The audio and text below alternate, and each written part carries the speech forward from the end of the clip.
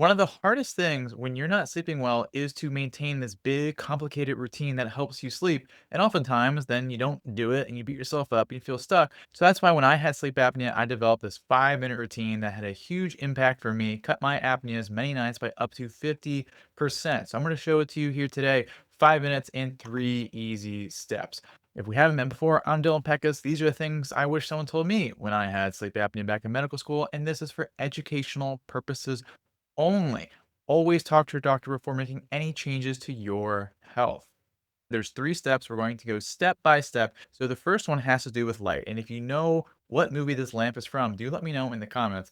But the point being is that light and being able to properly use it, especially around bedtime, is very, very important for sleep apnea for 2 major reasons. Number 1, when you are exposed to blue light at night, it will go into your eye and then it will tell your brain, hey, it's the middle of the night.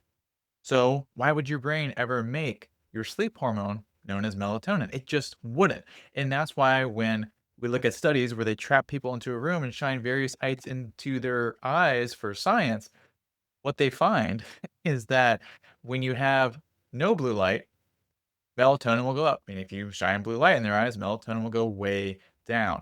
The reason this is important is because when your body has the ability to make its own natural melatonin, that will allow you to have higher quality and shorter duration REM sleep. Otherwise, if you have low melatonin, REM goes on too long, it's inefficient, low quality, and that's bad because that is when apneas happen the most during REM sleep. So we want it like nice, tight, high quality, thus excluding blue light. Now, obviously you may not want to live in a cave, so having red or amber bulbs, a torch, don't use a torch at night. Okay, I don't want to be responsible for house fires. So use something safe here. Now you may have already heard this before, which is why I do want to have some bonus things because I want to always keep things excited and have some light bulbs go off in your mind. That was a bad pun that I did not plan. Sorry. But this has to do with inflammation in the airway and light. So, in obstructive sleep apnea, there's inflammation in the airway. Okay, don't have to convince you on that one. It's in your lungs and in your throat, all that. Okay. Anytime something is inflamed, it's going to make a tube, your airway, smaller, harder to breathe. Now, there's something that's been shown in many different models: COPD, influenza, SARS 2. I'm not sure if I'm able to say the word that rhymes with Ovid, but if you apply red light therapy, it can massively drive inflammation down. So again, this is a bonus thing because excluding blue light, thumbs up enough if you want to add in a therapeutic amount of red light. A simple red light bulb will not achieve the same effect. You have to look like this person who looks like they're in a superhero movie with having a red light panel behind you. It doesn't need to be colossal like this, but just something towards your back because that's where your lungs are the most accessible. Think about when you go to the doctor, they listen to your lungs, they do it on the back. So, quite simply, you can take your inflamed lungs, reduce inflammation, ease your breathing, and it really matches up well with what you're doing in this routine because you will be sitting down. So, if you have a red light therapy box or want to get one, just placing it so it shines on your back, going to be great for you. Number 2 is huffing plant juice, and I do title these sections to make sure you're still awake. But the whole point is that there's many different things that will impact your breathing. We talked about inflammation being one. Another one is congestion or the presence of mucus and other stuff inside your airway makes it smaller, harder to breathe, more apneas, more snoring, bad time. Another big problem is these spastic muscles. So what that means is like imagine like your finger, if they were like twitched or you had a twitching eye, that's like a spastic muscle. Your airway muscles, when you have sleep apnea, are also a little twitchy and they will be overreactive. And this is because when you stop breathing, then like they kind of freak out in a way. So they're kind of in this overactive state all the time, which is not good because then it makes breathing harder.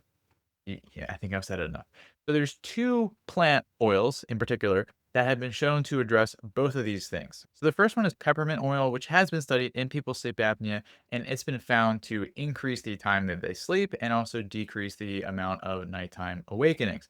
Those are all good and what we want. How it works is it will reduce congestion. I'll show you how to use these things, so do not, stop watching and just put candy canes up your nostrils. Don't do that.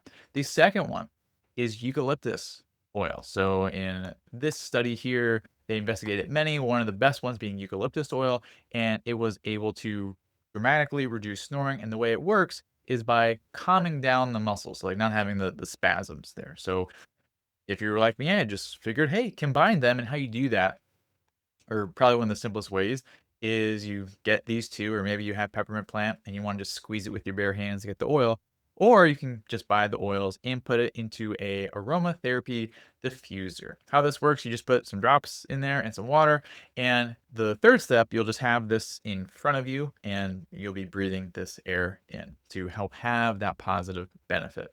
But of course, ask your doctor if peppermints and eucalypti are okay. Now, for the third and final step, this will show you how it all comes together, right? Because this is something you're doing all at the same time, 5 minutes. That's what makes it really super duper effective. So it all hinges on one of the biggest driving factors of sleep apnea is this bad breathing pattern where at times it can be a little fast, a little jerky, a little irregular in terms of how fast you inhale. As a result, what happens is that this faster inhale will pull different tissues into the back of your airway, blocks it off, not going to have a good time. So what we want to do is slow that rhythm down. If we have a slow, steady inhale, the airway is more likely to be open. Now, before I go over the technique that I tried initially to do this, I want to cover usually one of the biggest objections to this, which is like, well, cool, I'm going to do breathing exercise. This sounds cool, but how is that going to impact how I breathe at night? Great question, skeptical person. And the answer is that you don't control your breathing at any point during the day unless you consciously focus on it, because your brain is constantly setting a signal to your diaphragm to pull on your lungs and expand them so you breathe. And then your brain is receiving a signal from your body of how to breathe. It's this neuromuscular pathway. Got it? Great. Now, what you need to know is if you consciously focus on your breathing, and it works both ways, breathe really slow, breathe really fast, that is going to rewire that neuromuscular pattern, and then that will last a certain amount of time afterwards. Hence, doing slow breathing exercises before bed, your breathing will be a little bit slower, especially those first few hours that you're in bed. So here's what you do, and we'll kind of go over the whole thing together. Let's imagine you have your red light on your back. If you don't have that, that's fine. Just having no blue light around you at night is going to be beneficial.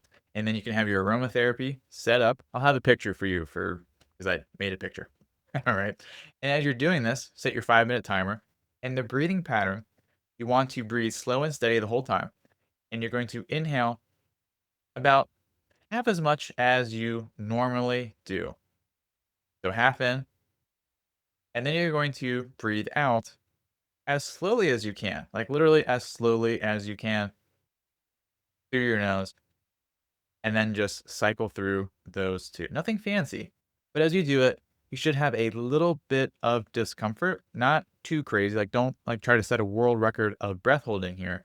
But as you do that, you're slowing down your breathing and rewiring that pathway. So when you stop doing this routine, then at night, you'll continue to be in a better breathing pattern. And because you're doing it, say, with red light, that will help reduce inflammation a little bit. And with the aromatherapy, that will help reduce the congestion and calm the muscles down even more. So doing that 5 minutes for about like an hour before bed is going to have a positive impact. And that's what allowed me when I did this, have big reductions in my apneas at night. So again, what that looks like altogether, this was made, I forget what AI thing made this, but this illustrates red light behind, this thing in front.